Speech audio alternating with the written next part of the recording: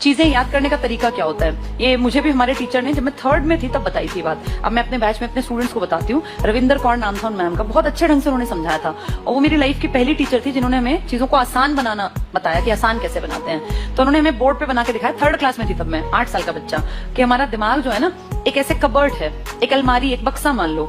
हम सब इस बक्से में, दिमाग में, अलमारी में नॉलेज को, इन्फॉर्मेशन को फिट करते हैं। कुछ लोगों की आदत क्या होती है, अगर हम कबर्ड की बात करें अपने या अलमारी की, कपड़ों की अलमारी की, तो संडे को अपने कपड़े धोए, सारे कपड़े उतारे और इकट्ठे करके ठूस दिए अलमारी में। जब मंडे को उन्हें कहीं जाना होगा तो वो सारे कपड़े दोबारा निकालेंगे, फिर उसमें से एक पेयर ढूंढेंगे और फिर उस पर प्रेस करके बाकी सारे उसमें फिर ठूस देंगे। फिर उनको दोबारा कपड़े चाहिए तो फिर दोबारा सारा निकालेंगे। टाइम रोज वेस्ट करेंगे। कुछ लोग अपने कपड़ों को बस ऐसे घुसा के और जब जरूरत पड़ेगी तब निकाल लेंगे। फिर जब वो कपड़े निकालते हैं तो उनकी दुगनी मेहनत लगती है, क्योंकि इन कपड़ों में इतनी सिलवटें पड़ गई हैं कि उसको प्रेस में टाइम लगेगा। ये इन्फॉर्मेशन भी होती है जो सिर्फ पढ़ते जाते हैं।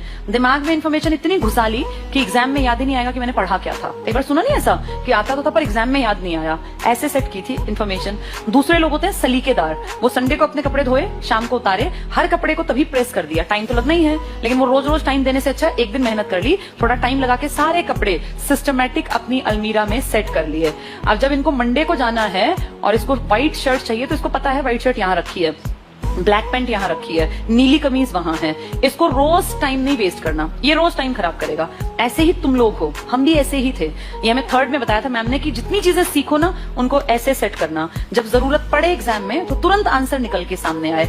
ऐसा ना हो कि मैंने पढ़ तो रखा है यार पर मेरी याद नहीं आ रहा, मुझे याद नहीं आ रहा कि कहाँ था ये, लेकिन मैंने पढ़ा जरूर है। ये इस तरह के लोग होते हैं। जब आपने पढ़ लिया तो ऐसा पढ़ो कि निकला आंसर सामने आ गया। अगर महाराष्ट्र की सीट याद है 48 है तो दूसरा थॉट देना ही नहीं, वहां तुम पढ़ो 42, फिर सोचो पता नहीं थी कि नहीं थी, 48, 49, दिमाग एकदम से बोले हा 48 सीट 4 8।